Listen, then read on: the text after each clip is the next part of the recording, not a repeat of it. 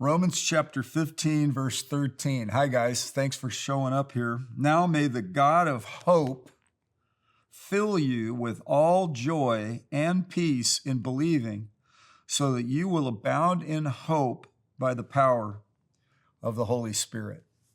I'm not agnostic about this, where I just shrug and don't know. I am not atheistic, where I dismiss and don't believe there's a God. I'm a believer, and I believe that he exists and that he's a rewarder of those who seek him. Pay attention to that. There's power that works toward those who believe. I have a belief system. It's rooted in Genesis to Revelation. It's rooted in the unfolding of the truths of who Jesus is and why he came on this rescue mission, how he emerged out of the beginnings, and God's plan originated in the garden. And before that, where he said, hey, the seed of the woman is going to crush the head of the serpent, meaning Jesus is going to vanquish our enemies. He's going to come in and bring significant change. Where Adam and Eve had a forfeiture, a rebellion, disobeyed, brought enslavement and curse to humanity, Jesus, who obeyed, who fulfilled the plan, suffered and died for the sins of humanity, particularly and including yours specifically and mine. Thank God, because that mercy has triumphed over judgment, and that grace of God is sufficient. And so he's the God of hope. Hope is the anchor for our souls. Hope deferred makes the heart sick, but a desire fulfilled is a tree of life. Faith is the substance of things hoped for. It's the evidence of things not seen. And since the faith life requires that we walk by faith and not by sight, that our reliance is on the invisible and yet real God, and that though we've never seen him, we love him. I was at church, and a young teenager got water baptized, and she was sitting on the front row with her parents and grandparents. I know the parents, I know the grandparents, and I've watched these little kids grow up, and at a certain point in her formation, this became very personal and real to her. And she said, I want to be water baptized. So as I was thinking about her and her experience, I thought, you're maturing. You've been raised in the nurture and admonition of the Lord, and you came to church. You were made to come to church, actually. And by the way, the parents aren't heavy-handed, or that sort of thing, but nor are they negligent. They were exposing their kids to what they believe is truth, and what in their experience has changed their lives, and as the father and the mother, the grandparents.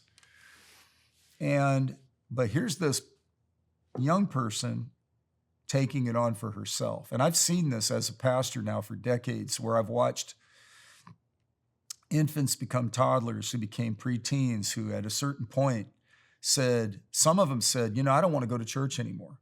And I don't, they've gotten influenced by peer influence or the internet or some other thing at school or something, or just the darkness in the world. And I coached the parents. I said, well, as long as they're living under your roof, you need to negotiate. You can't just let them decide they don't want to go to church, but nor are we to be controlling or overbearing or heavy-handed. So, hey, while you live here, this is just what we do. Just come to church, and they'll sit there and they'll sulk.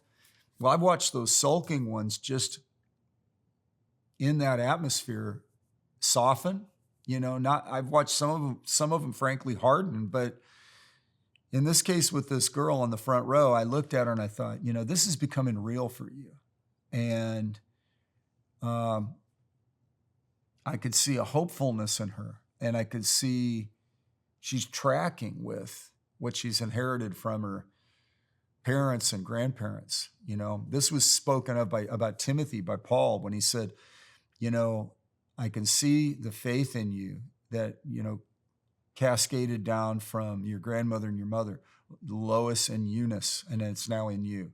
So there is that transferable, not power of suggestion, not overbearing manipulation, but just the inherent awareness that comes and revelation that comes from, hey, this is what's changed my life. This is why I love God. He's my Father.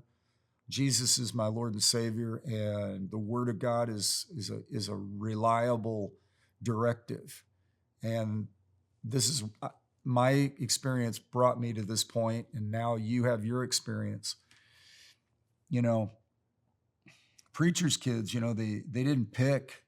It's kind of like a senator's son or daughter. They campaigned and they knew what they were getting into when they assumed those roles of leadership. Their kids, they didn't they didn't sign up for that. Well, preachers' kids are kind of like that. But so then I've wanted my kids to have their own experience, their own epiphany, draw their own conclusions. So I've tried to present, hopefully by example, by actually living it, but also by communicating and speaking the word over them. There's some time in the life of Moses, he said, speak the word to your kids, and it'll speak to them while they're sleeping, while they're standing, while they're walking, while they're running, or so forth. I've just paraphrased that verse, but the truth of it is, may the God of hope fill you with all joy and peace in believing, so that you will abound in hope by the power of the Holy Spirit. Now, I'll close with this. I saw hopefulness in that young girl. I saw certainty in her eyes. I saw her embrace something that's worked for me. It's worked for people for centuries, and it'll work for you. Walking with God is the right course. And living for him, doing what he says, being quick to repent, staying on the sunny side of things, walking in love, staying in the word, keeps us cleansed, renewed, and restored in hope. And I hope that your joys return, and that if you're going to bed, you have a good night's sleep. And if you're getting up, you have a great, fruitful day. God bless you.